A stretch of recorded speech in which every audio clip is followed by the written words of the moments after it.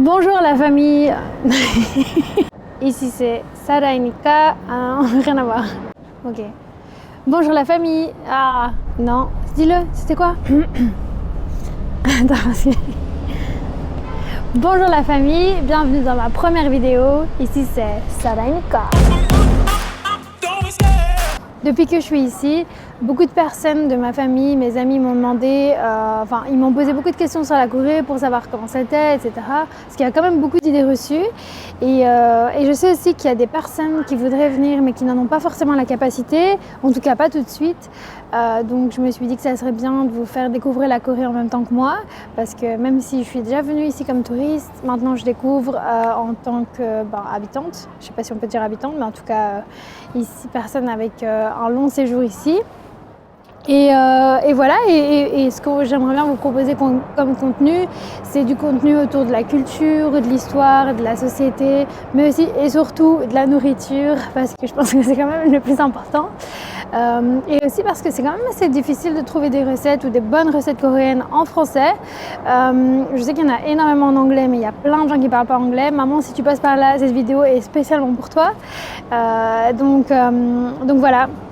Et quand on était en Belgique, c'est vrai qu'il y a beaucoup d'amis qui nous ont demandé comment on faisait tel plat ou tel plat ou tel plat. Et au final, c'était nous qui les cuisinions sans les montrer. Donc je pense que ça serait une bonne occasion de montrer à tout le monde comment faire des bons plats coréens avec les ingrédients qu'on trouve seulement en Belgique. Parce que c'est vrai que les ingrédients coréens, il n'y en a pas énormément comparé à ici. Mais voilà, ça serait par exemple un bon sujet de vidéo. On a aussi plein d'autres sujets évidemment qui pourraient vous intéresser, donc n'hésitez pas à les mettre en commentaire. Et sinon j'ai aussi une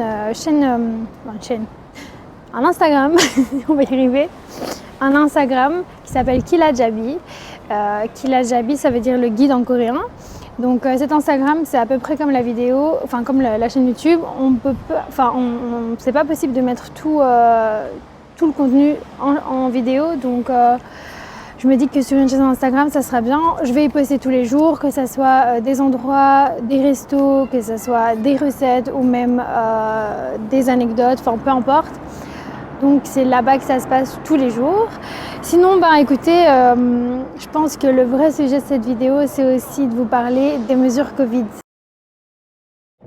Bonne nouvelle les amis, maintenant à partir du 8 juin, tout le monde peut venir. Qu'il soit vacciné ou non vacciné et sans quarantaine. Mais il y a toujours des règles à respecter. Premièrement, le test évidemment, antigénique ou PCR. L'antigénique doit être fait 24 heures avant. Évidemment, c'est plus comme avant où on vous demandait que les heures correspondent et que ça fasse tip-top 24 heures. Du moment que c'est le jour avant, c'est bon.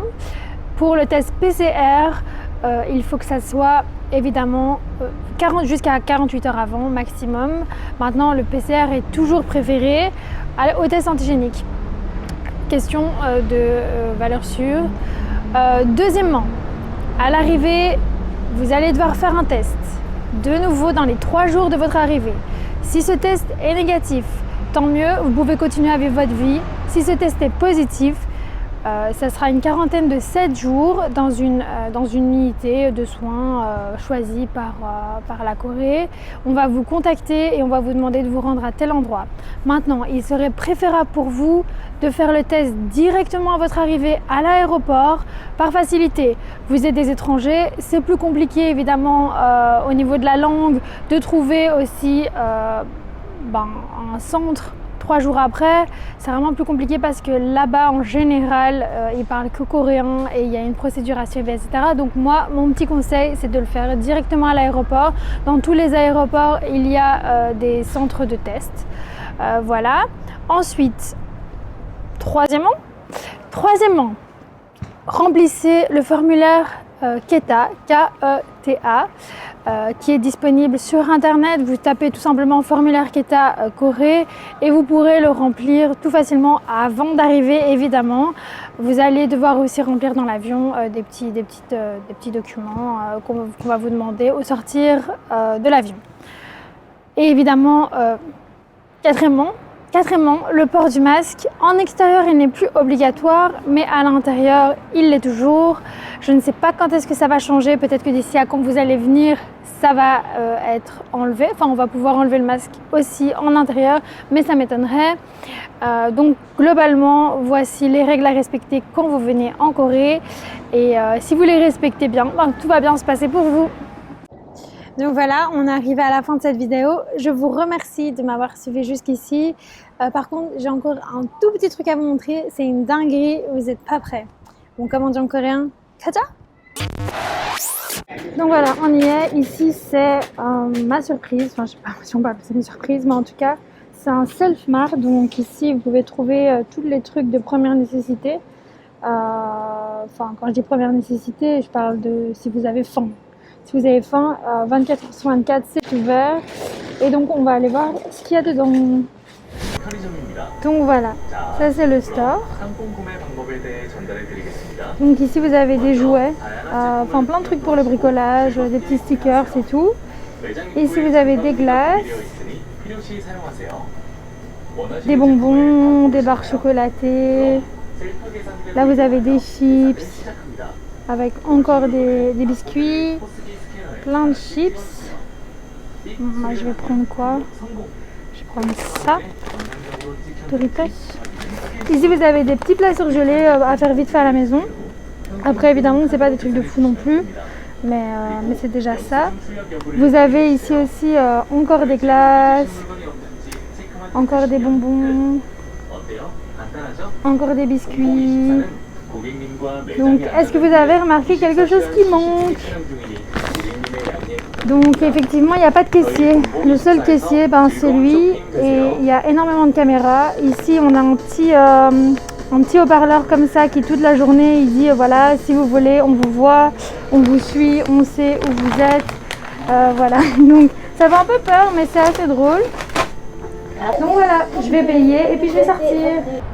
Donc voilà, c'est la fin de la vidéo. J'espère que vous avez aimé ma petite surprise. Bon, c'est pas un truc de fou, c'est vrai, mais c'est un self-store, c'est un truc qui existe qu'ici. En tout cas, je n'ai connaissance de ça qu'ici. Je sais qu'en Europe, ça aurait été quand même compliqué d'avoir un store comme ça. Maintenant, c'est vrai que moi, j'étais un peu choquée par la confiance que les Coréens ont entre eux, de se dire ben voilà, personne ne va voler chez nous, on a des caméras, c'est suffisant. Il y a de plus en plus de stores comme ça, je sais qu'il y en a à Séoul qui vendent des chaussures, qui vendent des livres, qui vendent de la nourriture. Il y a aussi d'autres self-stores plus spécialisés dans certaines choses, comme je viens de vous dire. Mais voilà, moi personnellement, ça me choque. Moi, je ne sais pas s'il y a beaucoup de vendeurs en Belgique qui auraient vraiment confiance dans la clientèle. Parce qu'ici, vous pouvez vraiment laisser... là, c'est un peu vraiment la société coréenne en général. Je peux laisser mon sac sur une table, je peux laisser mon téléphone, mon ordinateur, personne ne va rien toucher. Je suis dans le métro, j'ai mon téléphone, ma tablette sur les genoux, personne ne va la prendre. Donc voilà, c'est un peu...